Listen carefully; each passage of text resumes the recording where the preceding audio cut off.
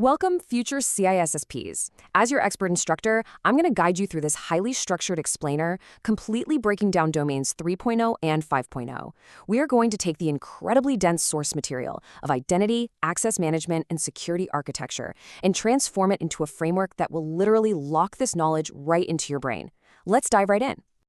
All right, here is our roadmap. First, core authorization concepts. Second, access control models. Third, implementing authentication systems. And finally, number 4, access control attacks. Section 1. Core authorization concepts. Okay, so we absolutely must start with extreme definitional precision here because, trust me, the exam is going to test these exact nuances. Now, laypeople use these terms interchangeably all the time, right? But a CISSP has to know the precise technical differences. Permissions apply specifically to objects. Think about whether you can read or edit a specific file. Rights, on the other hand, apply to system actions, like having the ability to modify the system time or restore backed up data. And privileges? Well, privileges are just the combination of the two. So when you grant an administrator full privileges, you're actually giving them both the permissions to access files and the rights to execute those system-level actions. So the really crucial point here is making a cognitive shift in how we track all those privileges.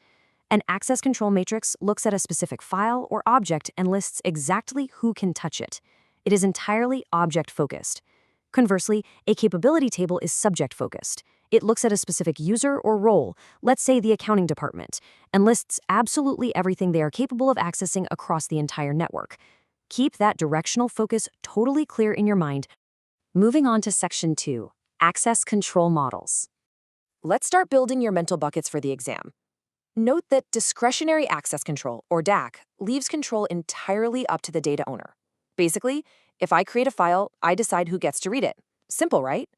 But every other model on this list is a non-discretionary model, meaning it's centrally administered.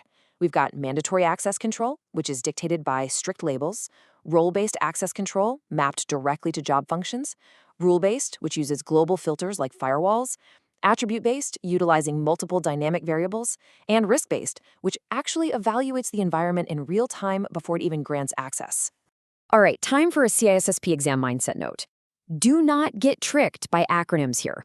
On the official exam outline, role-based access control is capitalized as RBAC. Meanwhile, rule-based and risk-based access controls are listed in lowercase, completely without acronyms. So if you see RBAC on the test, it is specifically referring to assigning privileges via roles and task-based groups, usually to prevent privilege creep. To truly visualize the mandatory access control model, picture a rose lattice in a garden. The horizontal lines are your hierarchical classifications, ordered from low to high, kind of like confidential, secret, and top secret. The vertical slats, though, those are isolated compartments that strictly enforce the need to know principle. Now, a hybrid environment uses both. You might have top secret clearance, which automatically gives you access to lower levels, but you still cannot enter a specific isolated compartment unless you've been explicitly granted that specific label. It's highly restrictive. Section 3. Implementing authentication systems. When we map these protocols out side by side, it really exposes a notorious exam trap regarding single sign-on. You absolutely have to memorize this distinction. SAML is an XML standard, and it handles both authentication and authorization. But listen closely to this one. OAuth 2.0 is strictly an authorization framework. It is not an authentication protocol.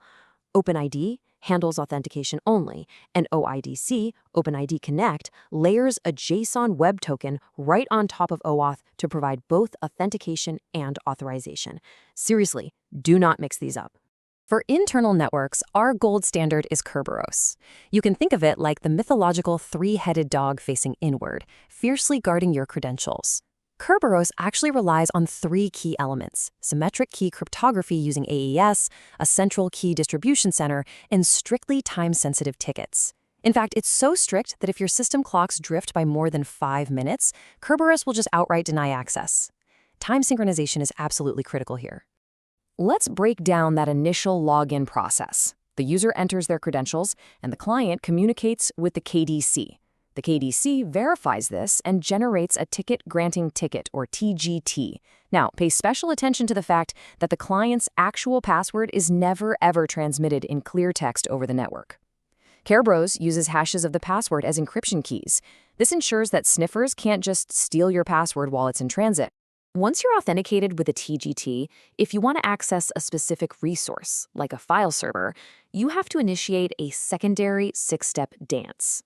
The Key Distribution Center evaluates the request against an access control matrix, and if you're authorized, it issues a specific service ticket. The client then hands this ticket over to the resource server to prove authorization, and boom, a secure session opens. It's highly secure for sure, but keep in mind, the KDC does represent a major single point of failure. And finally, Section 4, Access Control Attacks. Let's step into the mind of an attacker for a minute. Here is another CISSP exam mindset note. Privilege escalation is the absolute key to network compromise. If you ever struggle to remember the difference, just picture a sunset. The horizon goes side to side, which represents lateral movement, an attacker hopping from one standard user account to another standard user account. Vertical, however, shoots straight up. That's vertical privilege escalation, where an attacker starts as a standard user but exploits a vulnerability to shoot straight up to root or administrator access on that exact same system. Because passwords are usually the weakest link, attackers use highly specific methods against them. You need to make sure you can easily distinguish between password spraying and credential stuffing. Password spraying is when they loop through a massive list of accounts using just one or two common passwords, specifically to bypass account lockout timers. Credential stuffing, on the other hand, relies entirely on the fact that users reuse the exact same passwords across different platforms. If a user's Netflix password gets breached, the attacker stuffs those exact credentials into their corporate email login hoping for a match. And it usually works because we all know someone who's still using password123 for literally everything. The really scary part is that attackers don't always need your plain text password. If they gain administrative access vertically, they can use tools like Mimikatz.